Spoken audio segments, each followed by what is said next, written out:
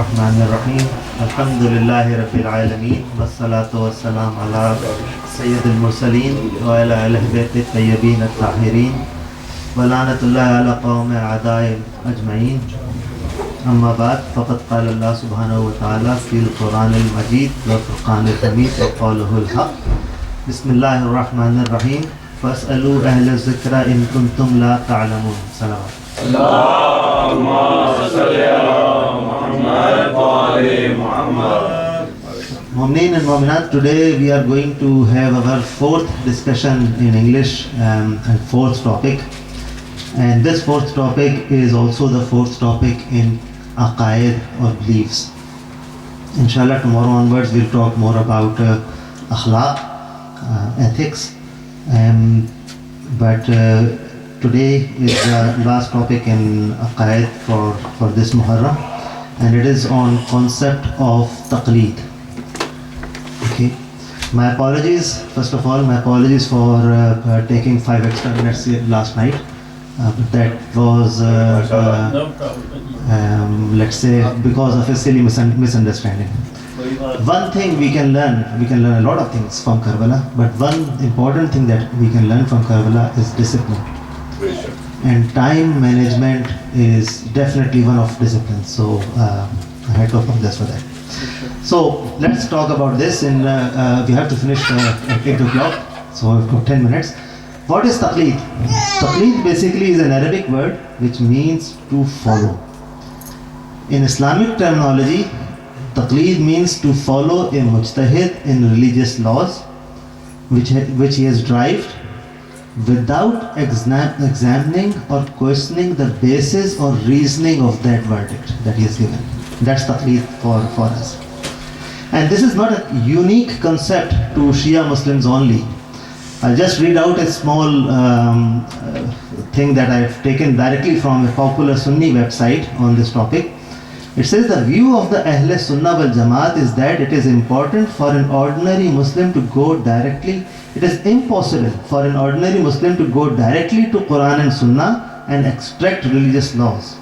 In order to do this, a person needs to possess both a deep and broad knowledge of Islam, which is both impractical and not incumbent upon each and every Muslim. Allah Ta'ala does not expect all Muslims to become scholars. Instead, He orders them to refer to those who have knowledge. And the only difference that we have with Ahl Sunnah in taqleed and ijtihad is that for Ahl Sunnah, the doors of ijtihad have been closed about 1,000 or longer time ago, 1,000 years or longer time ago.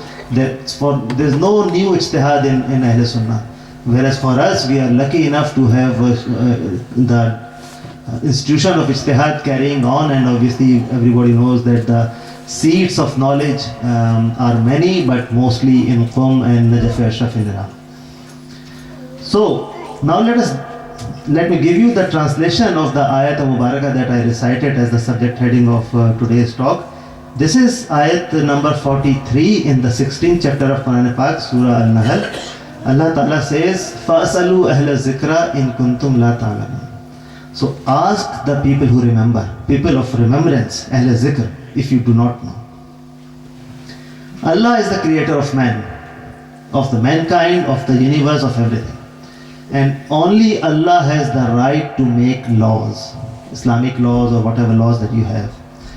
Rasuls, Paygambars, Prophets, Imams, they all have the duties and they have been appointed to carry on and implement those laws. They don't make the laws. They guide the community and ummah such that we just follow them. Rasulullah was obviously there in his lifetime to tell us everything, followed by Imam Ali al-Islam, followed by obviously 10 more Imam until the death of our 11th Imam. And then it was our 5th Imam, our 12th Imam, the present Imam, who went into minor occultation first and then went to major occultation, which means that we do not have direct contact or connection with our 12th Imam for every small minor thing that or big thing that we need to get explained. So, according to the instruction given to us by Allah as well as by the later Imams, we are obliged to observe taqleed. As you would all know, and obviously the children, especially from Nisab in this city, we all know that there are, whatever action we have in life, whatever we do, has to fall in one of the 5 categories. Either it's going to be wajib, or mustahib, or mabah, or makruh, or haram. There's no 6th thing that you can have. There's only these 5 things.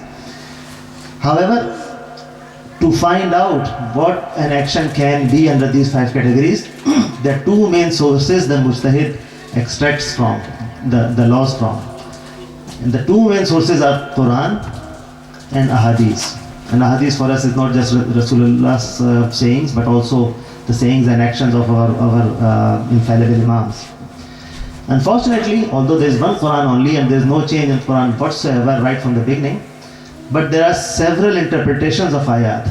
There are several translations of it, there are several exegesis depending on what faith you are. And as for hadith, unfortunately, it's much more difficult. There are hundreds of thousands, if not more, of false and fabricated hadiths in all over the world. And there's no point in going into this. We have had a good session some time ago about what are the problems in hadith. So far in today's lecture, we know that only Allah can make the laws. Imams and Paghambars, they only implement those laws. Our 12th Imam, which is present Imam, is in major occultation. We do not have direct contact with them. And the 2 main sources of knowledge, Quran and Hadith, there are problems in understanding them.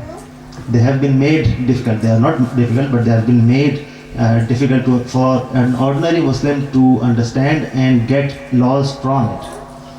So how are we supposed to know what does Allah want us to do in any particular matter? We turn to Allah for guidance, and He tells us that we should turn to Ahle Zikr. MashaAllah. Okay. Bilkul. But we do not have, like I said, Imams or Paghambars in front of us anymore. So what do we do? And according to Imam Ali alayhi salam, there are only 4 choices. One who does not know follows one who does not know either. Or one who knows follows one who also knows. MashaAllah. Or one who knows follows one who doesn't know. Or the 4th and the only valid one is the one who does not know follows the one who does know. And in our term, in Shariat, in Shia terminology, that person who does know and can teach the people who do not know is called Mujtahid or Mujtahida, depending on obviously man or woman. Allahumma salli ala Muhammad wa ali Muhammad. And again, this is not something very difficult to understand. In all matters of life, we turn to the experts of that field and ask them what happens. So I am a doctor, obviously I can give you the example. When you fall ill, Allah na kare kabhi bimar pad jaye. When you fall ill, what do? You don't go to a taxi driver, you don't go to a physicist or even a president of a country to ask what should we do, how do we diagnose, how do we treat. You go to a doctor, and a doctor expert in that field. MashaAllah. Why not in religious matters? Exactly the same thing applies in religious matters. And that's in accordance to the instructions given to us by Allah. Go to Ahle Zikr.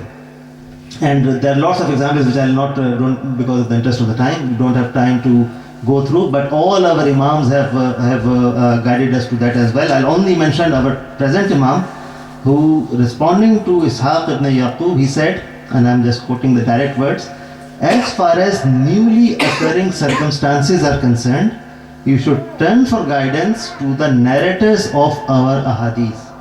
For they are my proof over you, just like I am Allah's proof. So, now, ladies and gentlemen, we know that only Allah makes the laws that we have to follow. Rasulullah and Imams were there to explain all things that we we cannot now get access to because our 12th Imam is on occultation. The 2 main sources, Quran and Hadith, they are often either not clear on certain matters, or to us at least, or have been seemingly giving us conflicting opinions because of the fabricated hadith and all that. And Allah, His Prophet and Imams have therefore guided us to follow their closest followers of the times and count them as their deputies until our 12th Imam reappears. MashaAllah. And obviously most widely followed fuqaha or mujtahid of our times are Hazrat Ayatollah Sayyid Ali Sistani in Iraq and Rahbar Sayyid Ali Khamenei in Iran. So what is the status of faqih, mujtahid? And I only tell you one thing, lots of things, but only one thing which should be easily understood in current circumstances or atmosphere of Muharram.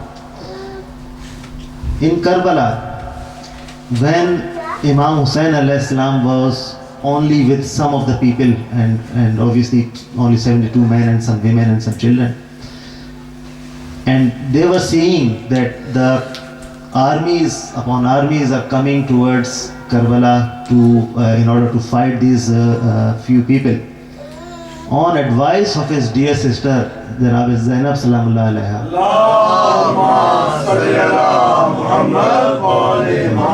he only asked help from only one person in the world. He didn't have anyone else to turn to. And that was his childhood friend, Habib ibn Mazahir. We all know that. He wrote a letter to him. And how did he address to him? He did not say, "Oh, commander of so-and-so army," or "Oh, the chieftain of that tribe," or something.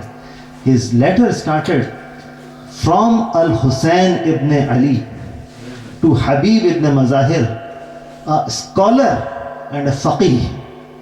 MashaAllah. So the title he selected for that person, the only person he thought fit to be called for his own help, Wow. he called him by the title faqih MashaAllah. and scholar, not by anything else. Oh Habib, you are aware of my relation to the Messenger of Allah and know me better than others. You are a man of integrity and a free man. Don't hold yourself back from coming to my assistance. May the Messenger of Allah reward you on the day of judgment. Let's pray that all our mustadeen have a long life and protect them from the tyrants and Yazidis of our time. Wassalamu alaikum.